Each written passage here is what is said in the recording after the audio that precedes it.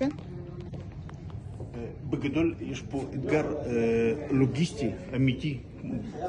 כל השוק הזה, כי בכל העולם רהיטים, כל מה שאתה לא תזמין, לאיזה תאריך שלא תזמין, בחיים לא תקבל את הדברים בתאריך שקבעת, ובטח לא דברים שהזמנת. מה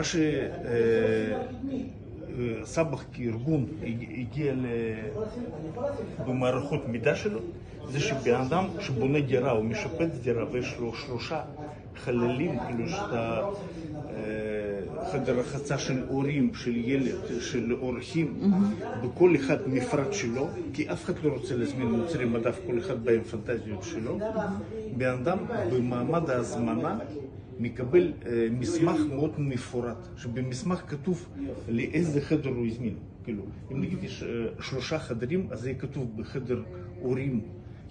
הזמנתי כיור בדיוק כזה, מה מקד של הפריט הזה, מה מקד של ברז, מה צבע של ברז, יהיה עם תמונות, יהיה עם מראה, אם עבור נגיד, אם זה בתהליך בנייה אחרי 2, באדם, צרכן, אזרח, משפחה כבר לא זוכרים מה הם הזמינו, כי עברו 2-3 עד שבנה.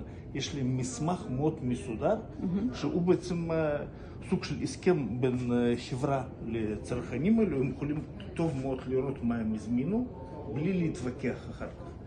וגם יחסית עד רגע האחרון גם להחליף שפתאום בא להם ברז כזה או ברז אחר, כל זה מאוד זמין, גם לא צריך להתקשר, עושים את זה באפליקציה.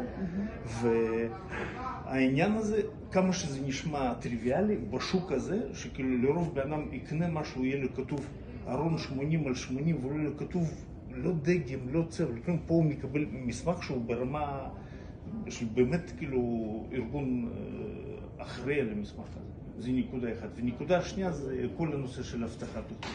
הבטחת איכות היא מובנית בתהליך מצד אחד, בודקים ארונות, יש פה מחלקה, יש בן אדם שהוא אחראי לזה, והוא ממש גם בודק שדברים איכותיים מגיעים מנגרות, שכל האקססוריסים, אביזרים הם תקינים. מצד שני, כל הזמן תלונות של לקוח, חוקר אותם, חוקר ונכנס לתוכן, מה קרה עם צביעה הזאת ספציפית, למה זה טיפה התקלף, למה לקוח טיפה מוקצה, ובן אדם שהוא מאוד כנה, מנתח את הטעויות האלו ורץ למפעל, מיישם שינויים שרלוונטיים לאותה צביעה, לאותו פריט, והיום כל מתקין שיוצא אחרי שהוא התקין ארון, מצלם את זה, ובצילום רואה שכל הדלתות הן פיקס, ברז במקום במרכז, ככה נוצר מצב שכל השרשרת אספקה עד מתקין בסוף, כולם שותפים כביכול בשרשרת איכות הזאת,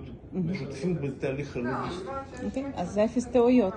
זה בגדול כאילו משנים האחרונות פשוט 0 טעויות, ואם כאילו פריטים הגיעו למצב של באיזשהו פינה משהו משרד, כל זה לומדים, חוקרים מה קרה.